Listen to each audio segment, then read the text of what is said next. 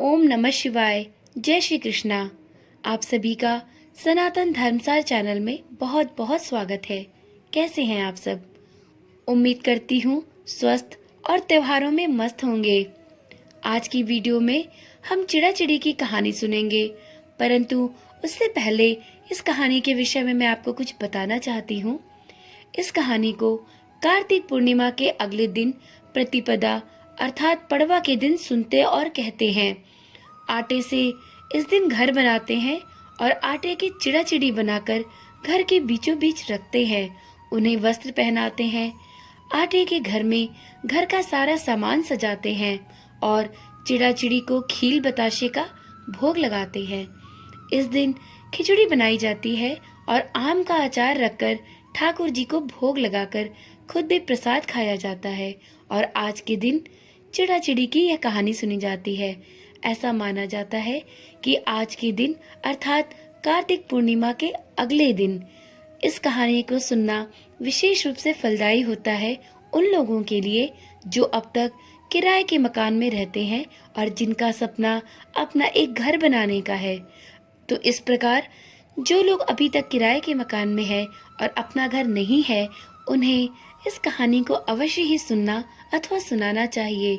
माना जाता है कार्तिक पूर्णिमा के अगले दिन इस कहानी को सुनना चाहिए और आटे, गेहूं, चावल किसी भी अनाज से आपको अपने घर में, किचन में, बरामदे में या पूजा के स्थान पर जहां पर भी आपको अच्छा लगे और जहां पर उचित हो वहां पर पहले साफ सफाई करके एक घर बनाना चाहिए और वहां पर सारे कमरों के दरवाजे अवश्य बनाने चाहिए। सभी कमरों में दीपक जलाना चाहिए और सभी कमरों में खील बताशे रखकर अन्न का भंडार जिंदगी भर भरे रहने की ऐसी कामना करके पूजा करनी चाहिए।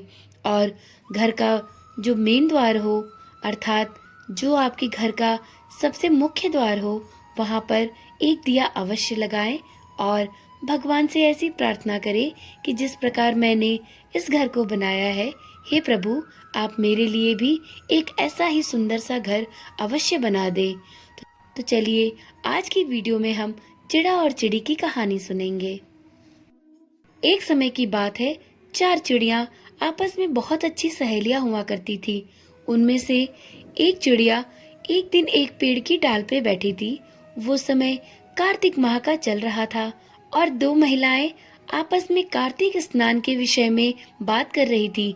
उनकी बातें सुनकर चिड़िया को ऐसा एहसास हुआ कि कार्तिक स्नान बहुत ही महत्वपूर्ण और फलदायी होता है, अतः हमें भी कार्तिक स्नान अवश्य करना चाहिए और अपने अगले जन्म को सुधारने का प्रयास करना चाहिए। जब उसकी तीनों सहेलियां उस पेड़ पर आईं, तो चिड़िया ने उन्हें उन दोनों औरतों की बात और कार्तिक स्नान के महत्व के बारे में बताया और अपनी तीनों सहेलियों को कार्तिक स्नान के लिए तैयार कर लिया।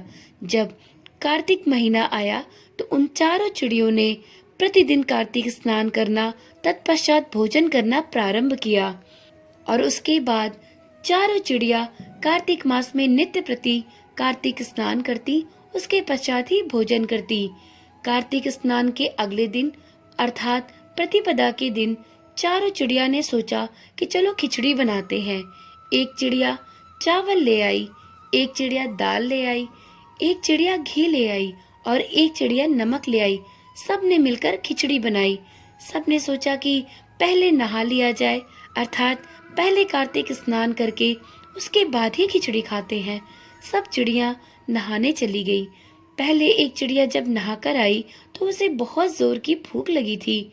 बाकी चिड़िया कब आएंगी उसे पता नहीं था, तो उसने खिचड़ी की भाप खा ली। जब दूसरी चिड़िया आई तो उसने खिचड़ी का पानी पी लिया। तीसरी चिड़िया आई और उसे भी बहुत जोरों की भूख लगी थी, तो उस चिड़िया ने खिचड़ी खा ली। जब चौथी चिड़िया आई तो उसे खाने के लिए खिचड़ी नहीं मिली। सारी खिचड़ी तीनों चिड़िया खा गई थी, सो उसने खुरचन ही खा ली। परंतु उसी रात एक ऐसा तूफान आया जिसमें चारों चिड़िया मर गई। जिस चिड़िया ने भाप खाई थी वह राजा के घर राजकुमारी बनी। जिस चिड़िया ने पानी पिया था वो कुम्हार के घर पैदा हुई। जिस चिड़िया ने खिचड़ी खाई थी उसने ब्राह्मण के घर जन्म लिया, और जिस चिड़िया ने खुरचन खाई थी वो अगले जन्म में हथिनी बनी। कुम्हार की लड़की राजा के यहाँ दासी बनी, ब्राह्मण की लड़की राजकुमारी की सहेली बनी। हथिनी भी राजा के यहाँ ही रहती थी। राजकुमारी को अपने पिछले जन्म की सभी बातें याद थी। जब राजकुमारी की शादी हुई और वह विदा होने लगी तो राजा से बोली कि पिताजी, मैं अपने साथ अपनी सहेली और दासी को भी ले जाऊं। राजा ने कहा, ठीक है, ले जाना, परंतु तुम इन दासी और सहेलियों को ले जाकर क्या करोगी? तुम ढेर सारे हीरे मोती और जवाहरात लेके जाओ। राजकुमार के घर तो तुम्हें वैसे भी ढेर सारी दासियां और सहेलियां मिल जाएंगी। परंतु राजकुमारी ने अपने पिता की बात नहीं मानी और उनसे अपनी सहेली और दासी को ले जाने की जिद करने लगी। राजा भी मान गए और राजा ने कहा कि ठीक है, तुम इन दोनों को लेकर जाओ। परंतु राजकुमारी फिर भी नहीं गई। राजा ने पूछा, अब क्या हुआ बेटी? राजकुमारी ने कहा कि पिताजी, मुझे यह हथिनी भी चाहिए। राजा ने कहा, अच्छा ठीक है, इसे भी ले जाओ। राजा ने अपने नौकर भेजे कि जाओ हथिनी को ले आओ, लेकिन हथिनी उठी ही नहीं। तब राजकुमारी खुद हथिनी के पास गई और उसके कान में पिछले जन्म की सारी बात कही, जिसे सुनकर हथिनी तुरंत उठ गई और राजकुमारी के साथ जाने को तैयार हो गई। वहां खड़ा राजकुमार ये सब कुछ देख रहा था और उसने कहा कि तुम कौन हो और हथिनी के कान में ये क्या कहा? जिसको सुनकर हथिनी खड़ी हो गई। मुझे ऐसा प्रतीत होता है कि तुम राजकुमारी नहीं बल्कि राजकुमारी के भेष में कोई और हो। यह कहकर राजकुमार ने गुस्से में अपनी तलवार निकाल ली और बोला, मुझे सच सच बताओ, नहीं तो मैं तुम्हारा सर तुम्हारे धड़ से अलग कर दूंगा। तब राजकुमारी ने राजकुमार को अपने पिछले जन्म की सारी बातें बताई। राजकुमारी की सारी बातें सुनकर राजकुमार बोला कि क्या कार्तिक स्नान का इतना फल मिलता है कि चिड़िया भी अगले जन्म में मनुष्य की योनि प्राप्त करे? तो हम भी जोड़े से प्रत्येक वर्ष कार्तिक स्नान और कार्तिक माह की पूजा व्रत किया करेंगे। इस प्रकार राजकुमार राजकुमारी प्रत्येक वर्ष कार्तिक माह में कार्तिक स्नान दान के फल स्वरूप इस जन्म में सुख और धन धान्य के वैभव को भोगते हुए अंत में बैकुंठ धाम को प्राप्त हुए। हे ठाकुर जी महाराज, जिस प्रकार आपने राजकुमार राजकुमारी और चिड़ियों को उत्तम गति प्रदान की, वैसे ही इस कथा को सुनने सुनाने और इस कथा पे हुंकार भरने वालों के ऊपर अपनी कृपा दृष्टि बनाए रखना, सभी के घर धन धान्य से पूर्ण रखना और सभी के अपने घर के सपने को साकार करना। तो एक बार प्रेम से बोलिए, श्री विष्णु भगवान की जय, श्री ठाकुर महाराज की जय। जो भी इस कथा को सुन रहे हैं उनके अपने घर का सपना साकार हो, इसी मनोकामना के साथ इस वीडियो को यहीं पर समाप्त करती हूँ। फिर मिलेंगे एक नई कथा के साथ।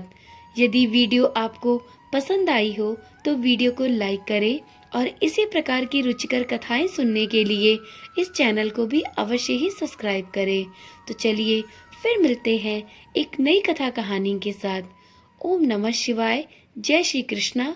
राधे राधे।